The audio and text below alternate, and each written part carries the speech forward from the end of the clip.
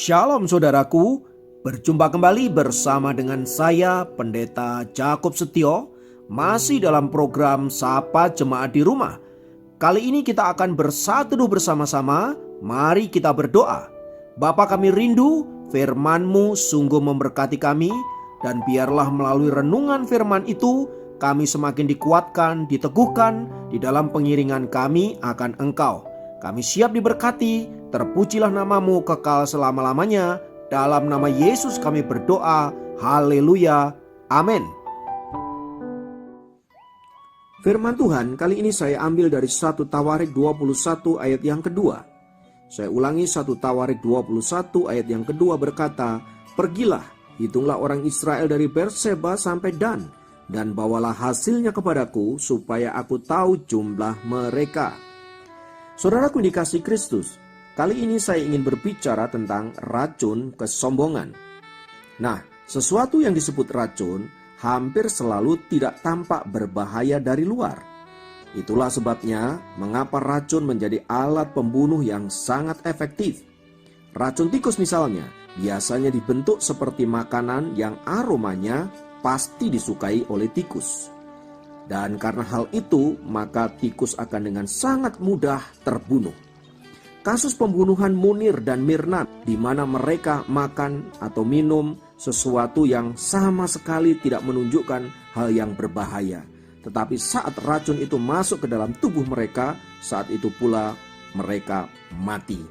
Nah, saudaraku, kesombongan juga bekerja seperti sebuah racun.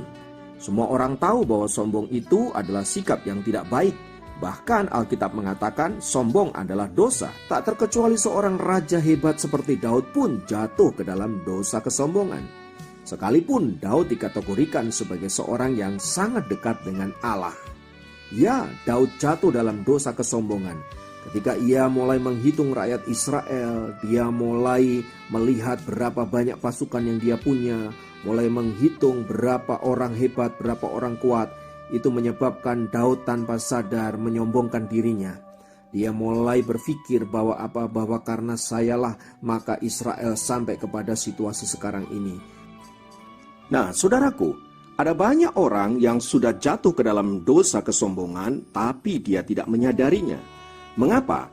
Karena seperti tadi saya sudah katakan bahwa kesombongan bekerja layaknya racun. Dia masuk menyusup tanpa kita sadari. Nah, kita dapat melihat ciri-ciri mereka yang sudah jatuh ke dalam kesombongan. Yang pertama, dia tidak mau mengakui kesalahan dan minta maaf apabila dia melakukan kesalahan. Kedua, tidak mau melakukan hal-hal yang dianggap orang remeh. Misalnya, nyuci piring, ngepel, atau hanya sekedar menyambut tamu misalnya. Itu dianggap sebagai remeh-temeh dan saya tidak layak untuk melakukan semua itu. Yang ketiga, selalu menuntut orang lain untuk meminta maaf. Dia biasanya berkata, "Kamu kan sudah salah, kamu harus minta maaf," dan lain sebagainya. Yang keempat, biasanya orang ini akan merasa tidak cocok dengan orang lain dengan berbagai-bagai alasan. Ya, dia akan berkata, "Aku gak cocok sama dia, aku gak nyambung sama dia." Padahal sesungguhnya dia merasa lebih hebat dari orang lain. Yang kelima, merasa tidak membutuhkan orang lain.